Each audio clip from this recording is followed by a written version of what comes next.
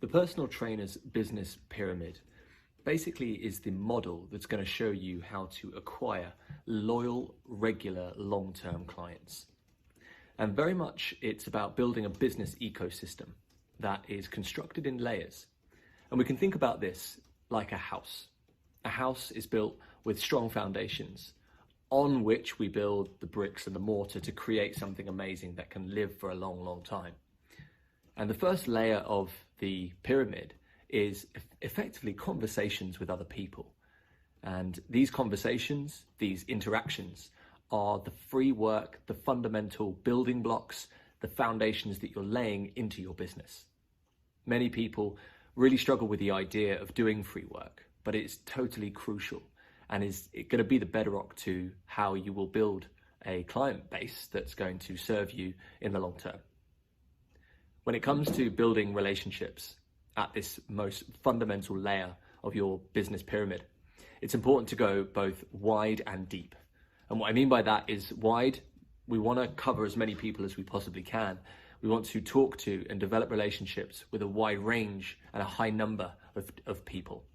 But we also need to go deep, like the foundations of our house. We need to understand deeply well individuals if we are going to impact them and in their health and fitness, their body and their life, ultimately. This work is so crucial that if you stop doing it, the growth in your business will cease. It will stop. And the challenging thing about this is that actually you don't see the negative impact of your lack of free work on these interactions until weeks or even months later.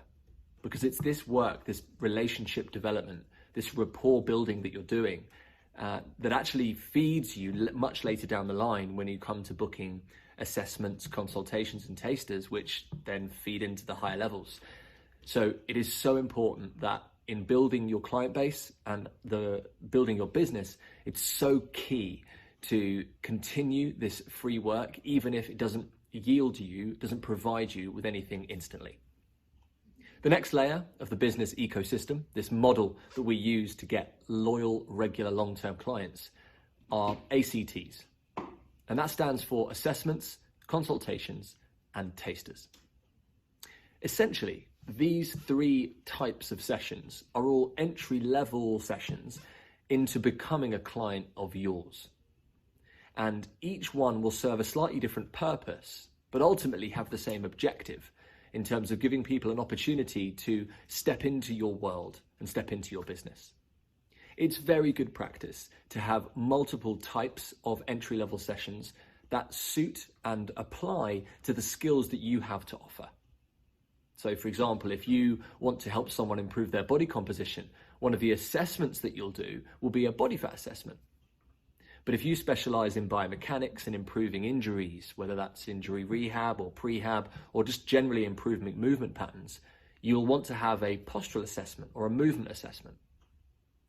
Any type of one-to-one practitioner will do consultations, which effectively means you're going to be sat down with a potential client, sat down at a desk potentially, and you're talking about the history and the present conditions that this person has been through and is going through, so that you can best inform yourself of how you're going to help someone. And of course, some people want to taste before they buy. If you go into a supermarket, you'll see those people offering you little tastes of a product they're trying to promote. And if you try it, you like it, then you'll buy it. And it's a very similar process when it comes to taster sessions for personal trainers.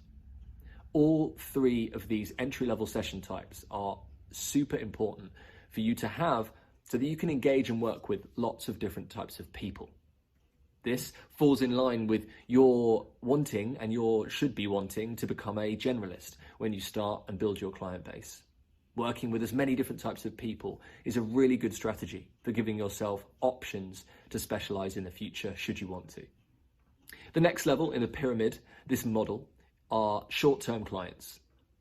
The result of a successful ACT is going to be a client that commits to you for a period of time. And usually this could be one a week, and you might sign up for a monthly package to facilitate that, or it could be a package of, say, 10 sessions.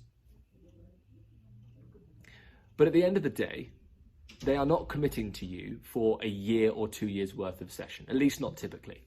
They are signing up to you because in this short time that you've been interacting with them, maybe it's just cumulatively a few hours, they've found enough in you and they've learned enough about you to put some faith and trust in your knowledge and your personality to work with them to help them to get to where they want to be. But really, they are still a short-term client. And it's still up to us to prove that we can indeed help them and we can get the results that we promise. And it's only then that you can develop a relationship to a better level professionally so that you can ensure or that you can classify this person as a long-term regular client. And of course, loyalty is something that happens over time. You can't buy loyalty from the beginning. A short-term client also signifies to you that your work is not done yet and you've got a lot still to prove. You may also find that short-term clients start with you because their goal, their vision for themselves isn't yet clear, yet they know they need some help and some guidance, perhaps a little push to help them move forward. And then again, it's up to you to find out, to help tease out the important goals and aspirations they might have buried deep within so that that person can justify working with you for longer. Long-term clients are at the top of the pyramid. And ultimately, that's what we're after. We're after regular, consistent income from these fantastically loyal and regular clients. And you're gonna have to pass through every single phase in order to get there. The one exception to this rule are, of course, referrals, who can come as a result of working with other people and helping them get results that you promised to them in the first place.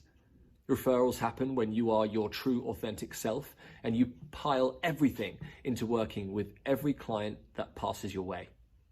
So there we have it. That's the personal trainer's business pyramid, building right from the bottom, from your basic interactions and conversations with people through to ACTs, short-term clients, and of course, long-term clients.